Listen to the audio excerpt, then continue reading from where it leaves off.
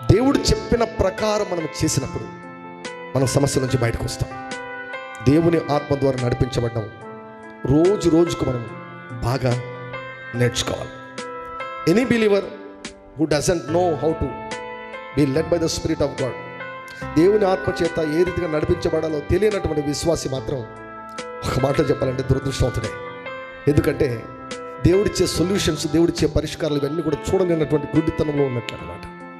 So కనుక మీరు వాక్యం చదివేటప్పుడు కానీ, దేవుని సన్నిధిలో ఉండేటప్పుడు కానీ, ప్రభు నా కళ్ళు తెరవండి అయ్యా, ఏం చూడాలో అవి చూపించండి, ఏవి తెలుసుకోవాలో తెలుసుకున్నట్టు సహాయం చేయండి అయ్యా, ఏవి గ్రహించాలో గ్రహించుటకు నాకు మనసును దయచేయండి. నిధులు ఉన్నాయంట, తెలుసా మీకు? నిధులు, అంధకారంలో నిధులు ఉన్నాయంట. మరుగైన ధనము రహస్య స్థలంలో ఉందంట. అంటే ఎవ్వరికీ కనిపించినటువంటి చోటు అవి. నీ కళ్ళు తెరిస్తే నీకు కనిపిస్తాయి. నిధులు ఉన్నాయి దేవుని దగ్గర, మరుగైన ధనం ఉంది దేవుని దగ్గర.